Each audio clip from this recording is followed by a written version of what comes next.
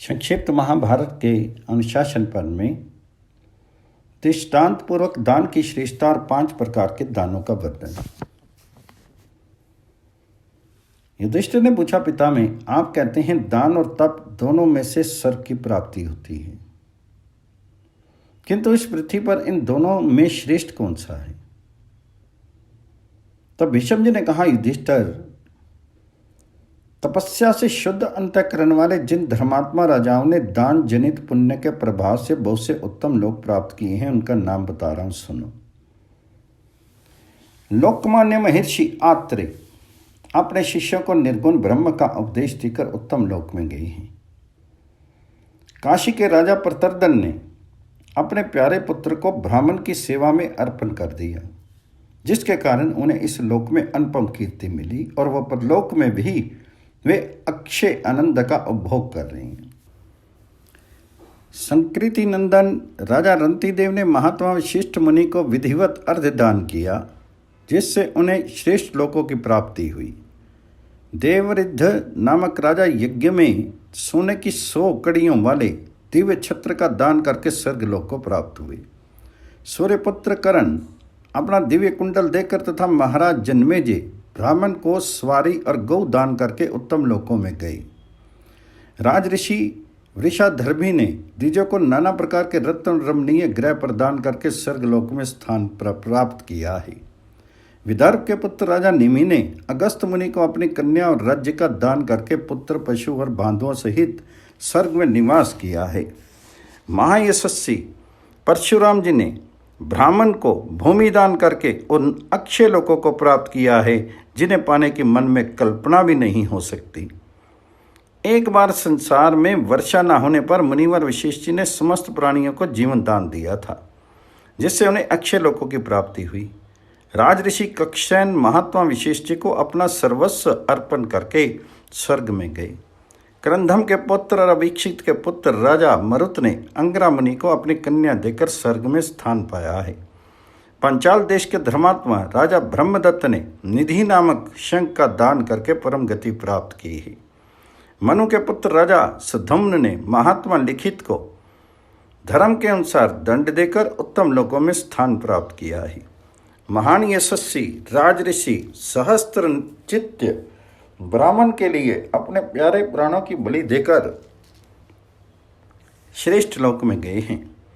महाराज शतधुम्न ने मुद्गल्य नामक ब्राह्मण को समस्त कामनाओं से परिपूर्ण स्वर्ण में महल दान देकर स्वर्ग प्राप्त किया है।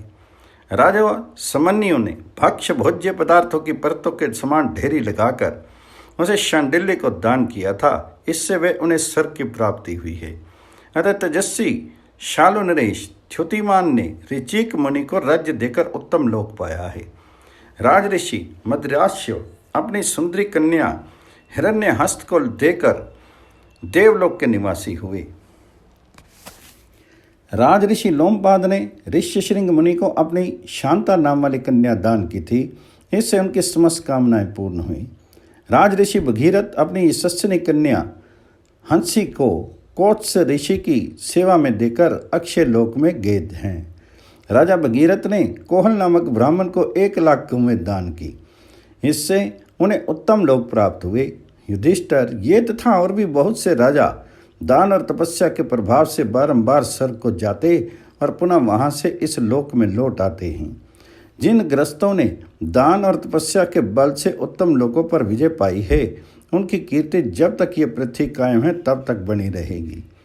ये श्रेष्ठ पुरुषों का चरित्र बतलाया गया है। ये सब नरेश दान, यज्ञ और संतान उत्पादन करके स्वर्ग में प्रतिष्ठित हुए हैं। तुम भी सदा दान करते रहो। तुम्हारी बुद्धि दान और यज्ञ की क्रिया में संलग्न होकर धर्म की उन्नति करती रहे। अब संध्या हो गई है। इस समय यदि तुम्हारे मन में कुछ संदेह बाकी रह गए हों तो उसका समाधान कल सवेरे करूँगा। दूसरे दिन प्रातःकाल युधिष्ठिर ने पूछा, पिता में अब मैं ये सुनना चाहता हूँ कि दान किसको देना चाहिए, किन कारणों से देना चाहिए और दान के कितने प्रकार हैं। तो भीष्म जी ने कहा, कुंती नंदन, सभी वर्ण के लोगों को दान किस प्रकार करना चाहिए यह बतला रहा हूँ, सुनो। दान के 5 हेतु हैं: धर्म, अर्थ, भय, कामना और दया। इन्हीं से वह 5 प्रकार का माना गया है। दान करने वाला मनुष्य इस लोक में कीर्ति और परलोक में उत्तम सुख पाता है। इसलिए ईर्ष्या रहित होकर ब्राह्मण को अवश्य दान देना चाहिए। यह धर्म मूलक दान कहलाता है। अमुक मनुष्य मुझे दान देता है अथवा दान देगा या अमुक ने मुझे दान दिया है, याचकों के मुंह से ये बातें सुनकर कीर्ति की इच्छा से जो कुछ दान किया जाता है वे सब अर्थमूलक दान है। ना मैं इसका हूँ ना ये मेरा है, तो भी यदि इसको कुछ ना दूँ तो ये अपमानित होकर मेरा अनिष्ट कर डालेगा। ये सोचकर विद्वान पुरुष किसी मूर्ख को जो दान देता है वे भय निमित्त दान है। ये मेरा प्रिय है और मैं इसका प्रिय हूँ, ये विचार करके बुद्धिमान मनुष्य अपने मित्र को जो कुछ देता है वह कामना मूलक का दान है।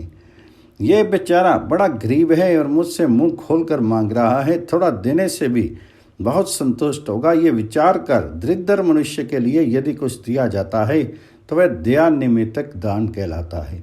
इस तरह पुण्य और कीर्ति को बढ़ाने वाला 5 प्रकार का दान बतलाया गया है। प्रजापति का वचन है कि सबको अपनी शक्ति के अनुसार दान अवश्य करना चाहिए।